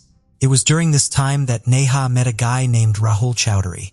They developed a good friendship, which eventually turned into love. Rahul, at 24, was handsome, but his financial situation was the same as Niha's. Despite this, they loved each other deeply and wanted to marry, so they were searching for a way to become rich overnight and live their lives comfortably. One day, Niha met Megha. Megha had a fondness for wearing expensive jewelry, so whenever she went out, she adorned herself with her jewels. The day Megha met Niha for the first time, she was decked out in gold jewelry, which indicated to Niha that Megha was very wealthy, sparking the idea in Niha's mind to get close to Megha Deshpande and befriend her. Subsequently, Niha deliberately bumped into Megha to strike up a conversation, and thus their interactions began. Now, gradually, due to talking through a call, the thought of robbing Megha came into Niha's mind. After this, Niha included her boyfriend Rahul in her plan. She told Rahul that she has conversations with a woman who is very wealthy, and the added advantage is that there are no men in her house, so it will be easy to rob her. Hearing this idea, Rahul also becomes happy because by doing this, both of their financial situations would improve, and then they could live comfortably after getting married. From that day on, Rahul began to plan the murders of these three women. He believed that if he successfully killed them without anyone finding out, there would be no one to report them. With a complete plan in place, Rahul only needed a gun to carry out the deed. His friend Manoj, who was close to both Rahul and Niha, provided him with one as he also had a gun. With the means to execute his plan, Rahul started searching for the right day to make his move against Megha and her family. On June 13, 2011, Niha contacted Megha to join her MLM scheme. Megha was pleased to have Niha on board. Unbeknownst to Megha, this day would bring unforeseen tragedy. Niha arrived at Megha's house early the next morning. Megha asked Niha to fill out a form for the company, but Niha was unsure about the required information. She requested help from her friend and Megha approved. Niha then contacted her boyfriend Rahul. Now, according to the plan, Rahul and Manoj were waiting for Niha's call, and then shortly after that, Rahul and Manoj went to Megha's house. But as soon as Rahul entered the house, he showed Megha a gun, and then a few seconds later he shot Megha, causing her to die on the spot. The sound of the gunshot didn't go out of their house, because Rahul had shot very close. But the sound of this gunshot reached Ashlesha and Rohini's ears, causing both of them to run into the lobby. After that, first Rahul and Manoj frightened Ashlesha and Rohini, and asked for her ATM card and PIN to save their lives. In order to save her life, Ashlesha quickly gave her ATM card and handed it to Rahul. She felt that now these people would leave. But now, because Ashlesha and her grandmother had seen Neha, Rahul, and Manoj's faces, so now these three were afraid that after they leave, these two might inform the police. So Rahul first tried to shoot Ashlesha, but in haste, this bullet hit Rahul's own foot. Afterwards, Manoj brutally murdered Ashlesha and elderly Rohini with a knife. Afterwards, these three criminals stole 1,000 Indian rupees, valuable jewelry worth up to 500,000 Indian rupees, and Ash's ATM card before leaving the house. Surprisingly, it was the same ATM card Neha was planning to withdraw money from, but she was later caught by the police. Rahul was captured after going to a police station with a fake first information report, and then being hospitalized locally due to a gunshot wound in his foot. Nonetheless, when the police compared Rahul's blood sample taken from the crime scene with his own, it was a match. The police quickly solved this case and captured the criminals, resulting in much praise for their city's police force. Subsequently, this case remained in court for a long time, but eventually, in December 2013, the district court sentenced these three criminals to death by hanging. These killers had wiped out the entire Deshpande family line by murdering women from 3 different generations. Moreover, the police found bloodied clothes, knives, and jewelry in possession of these criminals. Niha Varma is currently incarcerated in the central jail, where she is teaching a beauty parlor course to other female inmates. It should also be noted that this was the first time the district court had pronounced capital punishment for a woman. Megha's husband, Ninay Deshpande, expressed satisfaction with the court's decision and said he had full confidence in the judiciary and the police did a great job. The aspiration to become rich overnight turned an ordinary girl and boy into criminals. If these criminals had fled to another country after killing and stealing money, they might never have been caught. However, if Megha hadn't worn her valuable jewelry to the mall that day and hadn't trusted a random person, perhaps her family would still be alive today. One lesson to be learned from this is that we shouldn't develop such strong friendships with any stranger. In just a few days that we start inviting them home. Morgan Marie Wixon, later known as Morgan Mangle, was born on September 25, 1975 in Pennsylvania, USA. Details about her early years and personal life are scarce. From what little information is available, it's known that Morgan's relationship with her family faced challenges, especially as she grew into adolescence, adopting a rebellious attitude that her parents disapproved of. Still, the Wixons hoped she would eventually find direction and stability in life. In 1997, fate led Morgan to cross paths with a young man, Kevin Mangle Jr., who was just a year younger than her. Their connection was immediate, and they soon became a couple. Kevin was born on July 2, 1976, in Springfield, Pennsylvania, the oldest of 3 children of Kevin Mangle Sr. and Kathleen. Known affectionately as Kevin Sr., his father was a respected local businessman, and Kevin grew up in a close-knit family with his siblings, Christopher and Michelle. However, by the time Kevin finished high school in 1995, his parents had amicably divorced, each moving on to new relationships. Kevin Sr. settled in Downingtown with his second wife, and Kathleen remarried Dr. Richard Barton, adopting his last name and settled in Westchester. The family separation had a deep impact on Kevin as he valued family above all else. Though he experienced periods of distance from his father, those who knew him described Kevin as ambitious, hardworking, and determined. When he met Morgan, he believed he had found the ideal partner to build the family he'd always dreamed of. Friends recalled that Morgan was initially affectionate and seemed to compliment him well. However, as time passed, Morgan's behavior began to raise concerns, revealing a pattern of deception. One early red flag surfaced when, about a year into their relationship, Morgan attended a family dinner at the Mangles' home with an unexpectedly noticeable belly. When someone asked if she was pregnant, Morgan denied it, claiming she was simply bloated. Yet, just one day later, she gave birth to a baby girl named Mercedes. Even in the hospital, Morgan insisted she hadn't known she was pregnant, despite her family's doubts. Her demeanor lacked the usual excitement of a new mother, which surprised the Mangles, although Kevin was thrilled at becoming a father.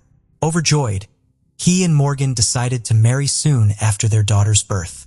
Following their wedding, Kevin established a landscaping business with Morgan helping him run it. Their family expanded with 2 more children, Kevin Jr. and Billy, and Kevin devoted himself to his family, even naming the business with the initials of his children. Although they appeared to be a happy, perfect family, tensions began to surface. Reports suggested that Morgan had been involved with some of Kevin's friends and that he was aware of her infidelities. Heartbroken but unwilling to break up his family, Kevin remained steadfast, hoping to provide a stable home for his children, despite the toll it took on him. In 2009, Morgan left their home on several occasions, staying with her mother but always returning.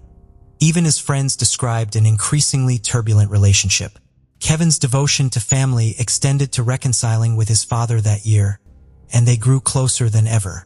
Even as his marriage became strained, he remained hopeful, valuing unity and stability for his children.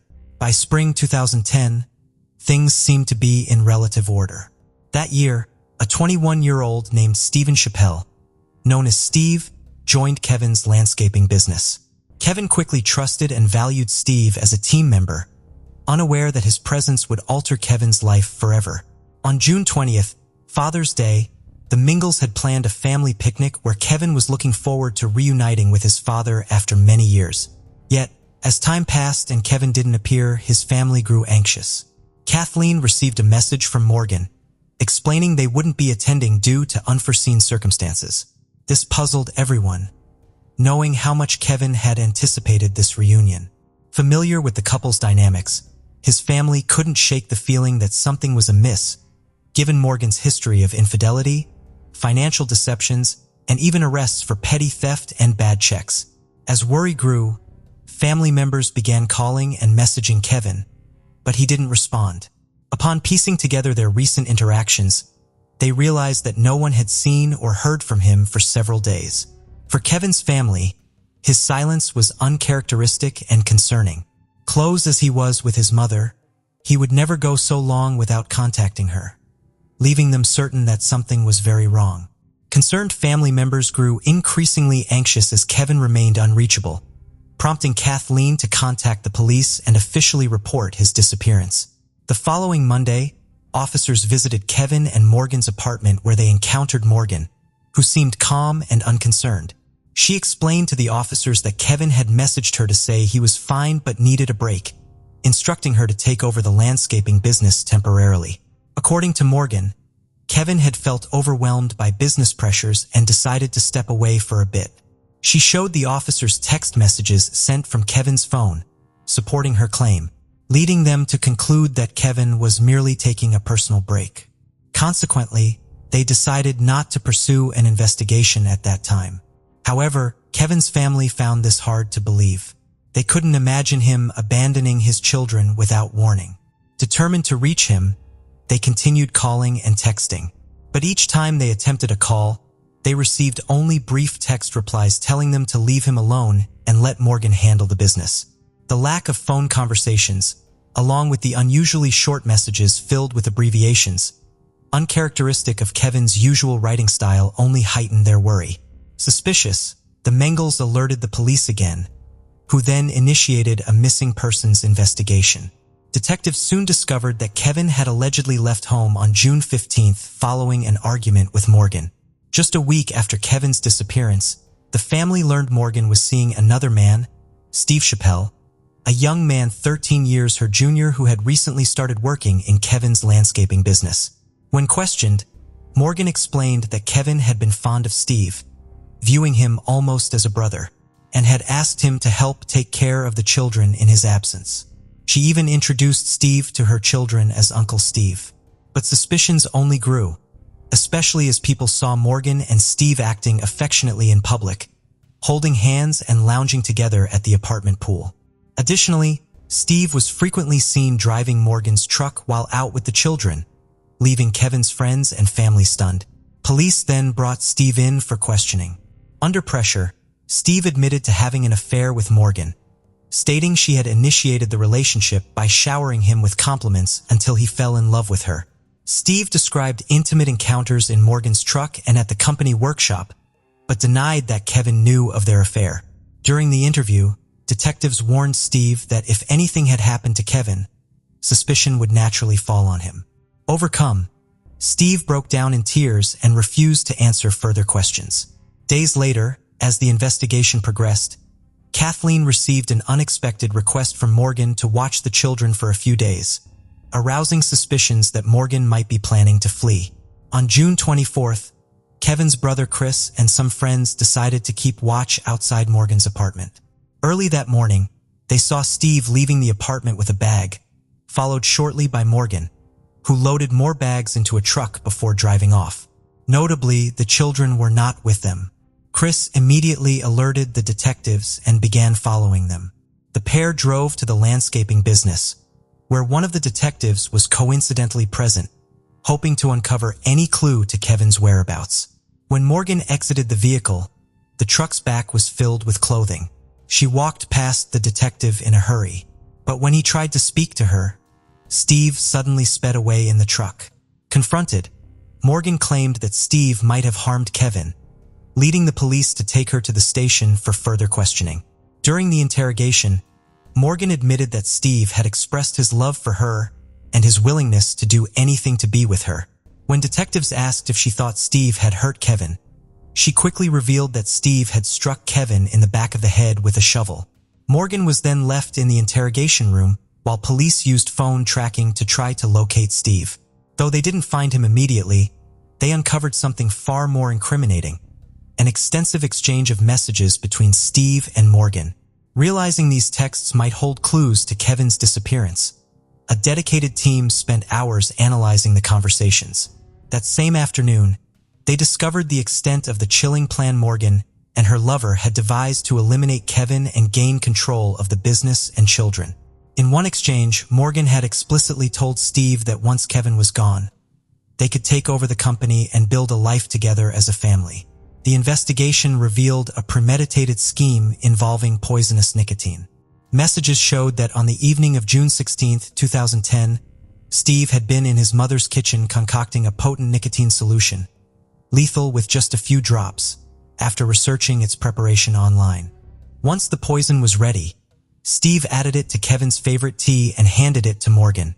The next morning, she placed the bottle in Kevin's truck, hoping he would drink it throughout the day. Sure enough, while working, Kevin took a sip to quench his thirst, unaware that Steve was watching him closely. When the tea didn't seem to take effect immediately and Kevin continued working as usual, the two resorted to their backup plan. Steve texted Morgan, indicating he was ready to act with a shovel in hand, waiting for Kevin to bend down. Around 10:20 a.m., while Kevin was trimming hedges, Steve seized the moment, striking him hard on the head with the shovel. The blow was so forceful that the shovel broke, prompting Steve to grab another and continue the assault until Kevin stopped breathing. Steve messaged Morgan, confirming, "It's done," to which she insisted on seeing for herself. Morgan arrived at the workshop, reportedly stepping over her husband's lifeless body, showing no remorse for the man she'd been married to for 13 years. She kissed Steve and took control of the situation, giving him instructions to dispose of the evidence and the body. Together, they wrapped Kevin in a tarp, bound it with rope, and hid his body in an unused garage at the landscaping company. After cleaning up, they left the scene. According to court records, they appeared to take satisfaction in their actions, with Morgan even joking about endorsing the brand of tea they used in their failed poison attempt. For days later, Steve transported Kevin's body to a wooded area behind his former high school, where he buried him in a shallow grave he had dug in advance. Meanwhile, Morgan began using Kevin's phone, sending texts to his family, friends, and even herself, attempting to create the illusion that he was still alive and simply taking time away. However, she failed to consider that technology could reveal both phones' locations as the same, a clue that would soon unravel their plan. While still at the police station, Morgan was confronted with the incriminating messages, and she was promptly placed under arrest.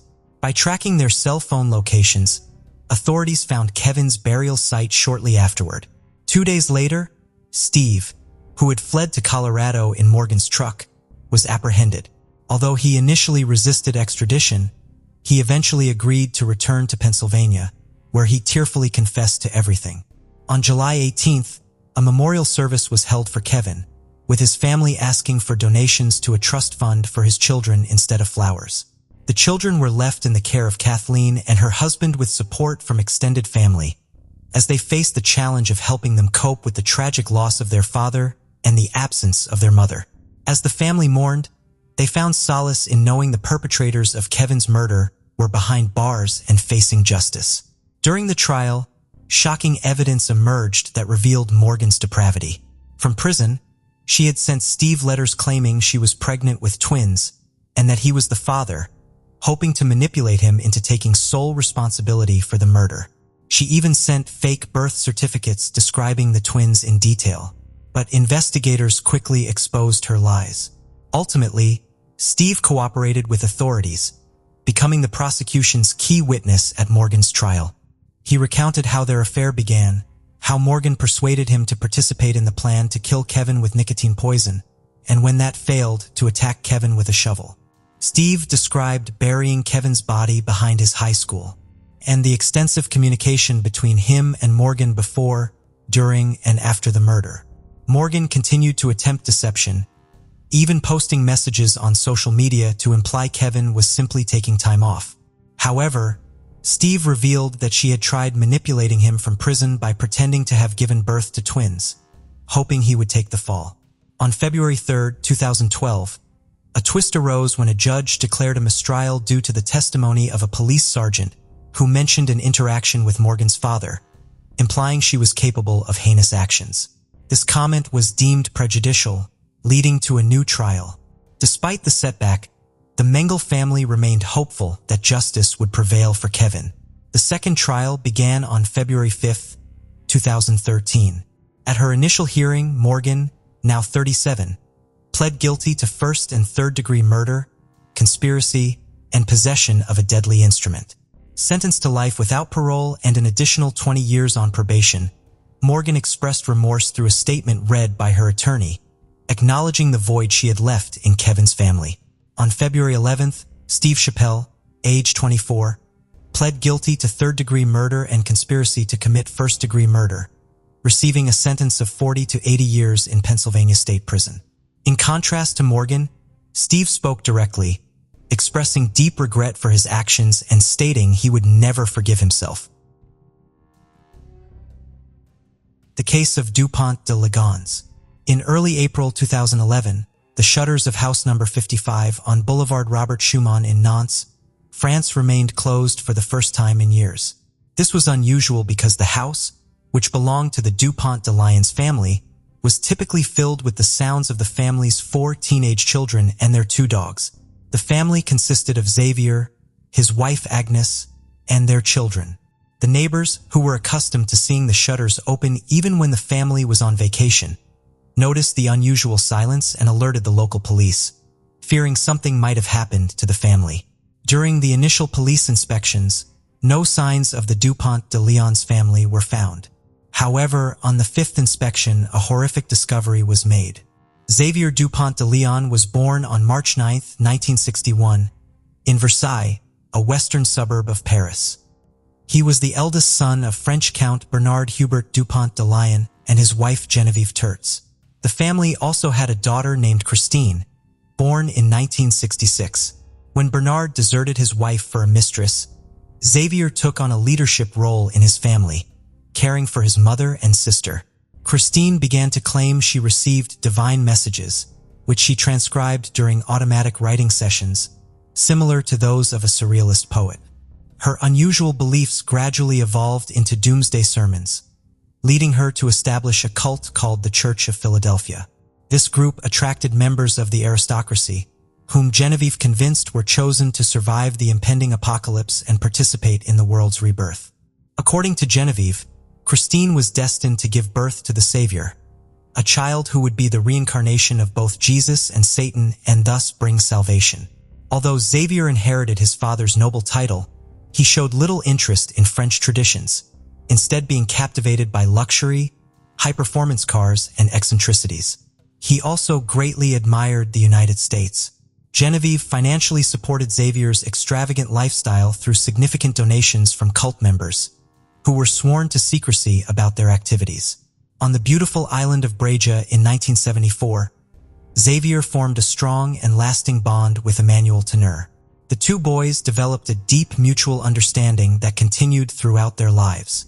Although Emmanuel confessed his love for Xavier, which was rejected, their close friendship remained unaffected. 2 years later, Xavier met Agnes Hona, born on November 9, 1962, in Neuilly-sur-Seine, near Paris. Agnes was deeply devoted to her religion and worked as an assistant at the Blanche de Castille Catholic School in Nantes, where she taught catechism. While little is known about her family, it is well documented that Xavier and Agnes developed a close relationship, which led to a brief but passionate romance before they eventually parted ways. In 1990, Agnes gave birth to her first child, Arthur, from a casual relationship. Soon after, she and Xavier rekindled their romance and decided to tie the knot. Xavier adopted Arthur as his own son, and 2 years later they welcomed their first biological son, Thomas, who would carry on the family name. To mark the occasion, Xavier chose Emmanuel as Thomas's godfather. The couple went on to have 2 more children, Anne and Benoit.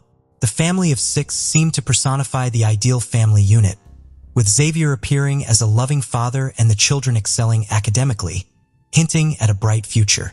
Agnes was devoted to nurturing her children's faith, regularly taking them to Mass.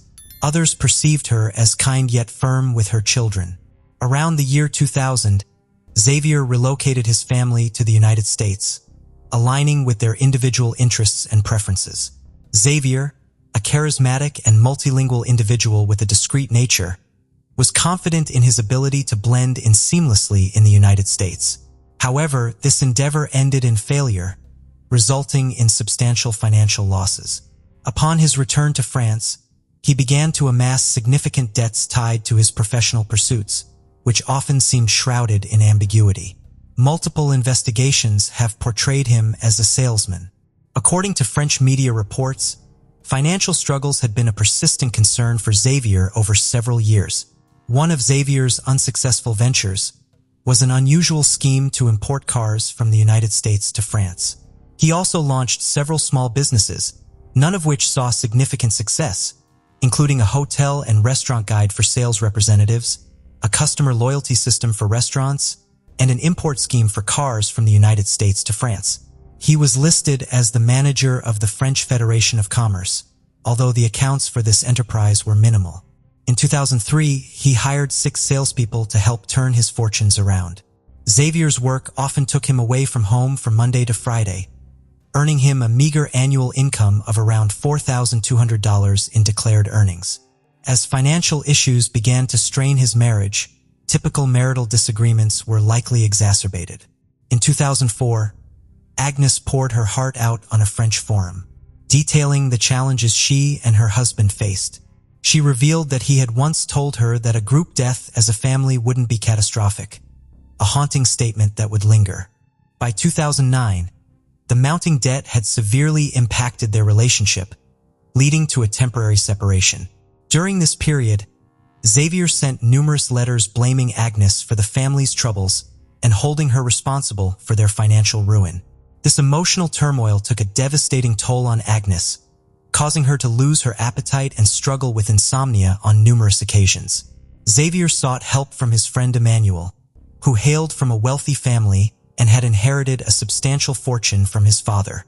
Despite his affluence, Emmanuel lived modestly in a small apartment, preferring to use his wealth to support others. He was an enigmatic and somewhat eccentric individual who never hesitated to lend Xavier significant sums of money. In addition to financial support, Emmanuel funded Xavier's travels and even co-signed for the house where Xavier eventually settled with his family in the late 2000s. Thanks to Emmanuel's generosity, the family resided in a cozy chalet located in the suburbs at 55 Boulevard Robert Schumann, west of N. As they settled in, the neighbors quickly formed the impression that Agnes was domineering and less pleasant than her husband. Behind closed doors, Agnes faced a personal crisis. She saw Xavier as both too fragile and paradoxically too rigid, almost militaristic in his behavior. While he played the role of head of the household, he was emotionally distant, lacking tenderness and affection, and sometimes even abusive. Agnes confided in her Thursday prayer group friends about her fears regarding Geneviève's control over Xavier. She painted her mother-in-law as a mentally unstable mystic, and her concerns ran deep. On January 20th, 2011, passed away, marking a significant turning point. Given the contrast between his lavish lifestyle and financial struggles, Xavier hoped his father's demise would yield a substantial inheritance. However, he was in for a rude awakening upon reviewing his father's estate, only to find a few papers, a rifle, a card, a ring, and some cash, which he promptly claimed. Within hours of Bernard's passing, Xavier used his father's card to withdraw cash. By February 2nd, he had obtained a firearms license, and by March 12th, he had purchased a silencer for the rifle. During this period, he also acquired quicklime and honed his shooting skills in his garden, targeting a balloon on a stand. When Emmanuel visited, he tried the rifle, unaware of any suspicious intent. Xavier downplayed the silencer, citing concerns about disturbing the neighbors. On Friday, April 1st, the two friends Bernard and Xavier visited a shooting range, where Bernard's inherited rifle drew considerable attention. The following day, Emmanuel called Xavier 5 times, and they engaged in a nearly hour-long conversation. The investigation suggests that the horror unfolded on Sunday, April 3rd. That evening, Xavier, Agnes, and their children went to the movies, followed by a pleasant dinner at a restaurant. Everyone was present except for Thomas, who was studying at a Catholic university and resided in a nearby student hostel. After their night out, the family returned to their chalet, where neighbors caught a glimpse of them, and some family members exchanged text messages with friends and acquaintances. Xavier sent a message to Christine, detailing their dinner outing. The prevailing theory is that Xavier drugged his wife and children, waiting for them to fall asleep before shooting and burying them in the garden. He also killed the family's 2 Labrador dogs. Xavier's alibi was as dubious as his actions. On Monday morning, he began contacting people in his family's social circle from as early as 6 a.m. He phoned Agnes' workplace, claiming she was unwell, and contacted the children's schools, stating that Arthur, Agnes' son from a previous relationship, had been in a motorcycle accident and that Anne and Benoit were ill. By midday, he sent a letter to the restaurant where Arthur worked, announcing Arthur's resignation due to his father's alleged transfer to Australia. There was still Thomas to account for. On the same Monday, April 4th, Xavier met up with Thomas, having dinner with him at a restaurant near his university residence. After the meal, a tired Thomas returned to his room. Thomas received an urgent message from his father the following day, claiming Agnes was in a hospital after a bicycle accident and was in a mild coma. This prompted Thomas to travel immediately. However, it is presumed that Xavier had already killed Thomas, just like he did with his siblings and mother. Later that evening, Emmanuel had a 19-minute conversation with Xavier. At midnight, a friend of Thomas received a message from him, stating he was watching a movie with his father at home. But by then, Thomas was likely already dead. About an hour later, Xavier sent an email to Emmanuel, arranging to meet soon. Emmanuel replied, reminding Xavier that he had power of attorney and that the key was on the sailboat. Instead of trying to hide, Xavier went about his daily routine, going in and out of his house, leaving notes on the door and withdrawing cash from ATMs. He used his credit cards to pay for meals at restaurants and stayed in hotels under his real name, all while being caught on security cameras. As time passed, neighbors began to notice something was off. The usually open windows of the chalet were closed. The family's 4 children were no longer seen. The dogs had stopped barking and Agnes hadn't returned to work. It was as if the family had vanished into thin air. Piecing together the strange signs, worried neighbors alerted the authorities. When officers arrived, they found a nearly bare refrigerator containing only a few jars of preserves. In the kitchen, they discovered a still damp mop, and in the living room, a chest sat on the table and guitars lay on the sofa. It seemed as though the Dupont de Ligonnes family had vanished into thin air. The scene was unsettling, with beds stripped of their sheets, picture frames empty and closets devoid of clothes. Everything hinted at a sudden and mysterious departure. A few days later, on April 9th, a letter emerged, sent to family and friends. The letter claimed that Xavier had been recruited by the U.S. Drug Enforcement Administration and that the family had to go into hiding as part of a witness protection program, explaining their sudden disappearance and silence. However, neighbors were skeptical about this story, feeling that something wasn't quite right. They feared for the family's safety and urged the authorities to dig deeper. Xavier drove through southern France in his car as the case continued to attract media attention, leading to the emergence of more details from the past. On April 15th, security cameras recorded Xavier checking into a small hotel near Cannes, where he parked his car, grabbed a bag, and vanished into the nearby woods, marking the last time he was seen. Emmanuel made a surprising call to his mom, revealing secrets like his homosexuality, alcoholism, and depression. When cops searched the house again, they found a freshly disturbed patch of earth. After investigating, they discovered a concrete slab leading to a grim find. Agnes and her 4 kids shot and wrapped in bags with religious symbols, buried in burlap sacks with quicklime, along with the family dogs. In the master bedroom, a sleep apnea device was found, last recording at 3:27 a.m. on April 4th. Xavier may have spared Thomas due to his bond with Emmanuel. However, when questioned, Emmanuel's cooperative facade cracked, revealing inconsistencies in his story. 24 hours later, Nantes police searched Emmanuel's apartment, seizing his laptop. He then revealed his knowledge of Xavier's rifle. An examination of the hard drive uncovered emails between Emmanuel and Xavier, including one from April 6th that raised suspicions. Investigators began to suspect Emmanuel's involvement in Xavier's escape. Christine and JVV also faced scrutiny for their evasive answers about Xavier and the Church of Philadelphia. JVV dodged questions about Xavier's childhood and the sex income, denying its existence.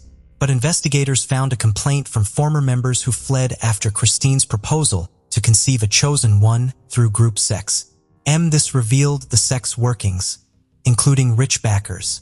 Suspecting support for Xavier, police questioned former members and watched the sex followers, but found no leads. Authorities tracked Xavier's movements via cell phone records, last sighting April 15th, possibly carrying a weapon. Despite searches, no body remains found. Speculation rescued by boat taken to another country. International arrest warrant issued May 4th. Police investigated boat ownership but found nothing. On May 9th, Emmanuel was summoned to the Nantes police station for another interview, which had escalated into a grueling interrogation. The police had shifted their focus to finding a sailboat and identifying its captain. But Emmanuel was still oblivious to the magnitude of the investigation or the mounting suspicions against him. When questioned about a sailboat reference, he attributed it to coincidence, explaining that he had granted Xavier power of attorney to access his safe deposit box in case of an emergency. The key, he revealed, was hidden on a model sailboat in an apartment, and the safe contained only his will. The police, still frustrated and empty-handed despite the intriguing coincidences, ultimately released Emmanuel. At this point, the investigation remained shrouded in uncertainty. Emmanuel was viewed as a witness with no arrests made, and police questioned the need to further interrogate him. However, they decided to apply pressure, given his credibility as an accomplice. A notable detail emerged when investigators found an unusual $4,200 check signed by Emmanuel linked to a previously unknown Monaco account. Authorities requested account statements, but faced resistance due to Monaco's strict banking privacy laws. September 28th, for police officers resetted Emmanuel's home. He emerged disoriented, in underwear, barely confirming his identity. His sparse apartment was cluttered with empty bottles, revealing deep loneliness. Emmanuel was tormented by the lack of letters or calls from his friend.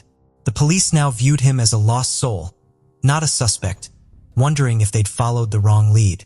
Xavier had become one of France's most wanted alleged murderers, possibly even globally renowned. In 2015, A journalist claimed to have received a letter from Xavier, stating he was alive, but the handwriting, DNA, and fingerprint analyses failed to yield any clues of evidence. On January 9, 2018, police raided a monastery in Rabbrun-sur-Aire following a tip-off about a monk resembling Xavier, but after an intense 2-hour search, they determined it was a case of mistaken identity. On January 18, 2019, Angel died of a heart attack. And that same year, authorities arrested a man they believed to be Xavier at Glasgow Airport in Scotland. But once again, it proved to be a case of mistaken identity. Another theory proposes that Xavier might be hiding in South America, specifically Argentina, where his linguistic skills and charisma would enable him to seamlessly blend in. Years have passed, and the Church of Philadelphia has not only endured, but reportedly undergone a resurgence. This small, highly secretive group consists of members who have been part of it for nearly 40 years, living as if they have withdrawn from the world. In the summer of 2019, 2 brothers who were raised within the sect filed new complaints against Christine and GV, claiming that these women fervently preached that Xavier was alive, innocent, and hiding in the United States as part of a witness protection program. They alleged that everything written in the April 9th letter was pure fabrication. Since 2011, the case has been plagued by speculation and false leads, leading authorities down endless dead ends. The pressing question remains, will justice ever be served for Agnes and her children? Despite the bleak outlook, some still believe that the truth will eventually come to light. Jennifer Watkins lived in Colorado Springs in 1999. In October of that year, she was hired at the Memorial Hospital. A month later, on November 6th, Jennifer did not pick up her children from school. She also did not come home after her shift. This worried her husband, and he called the police. Her mom also did the same when she could not reach Jennifer.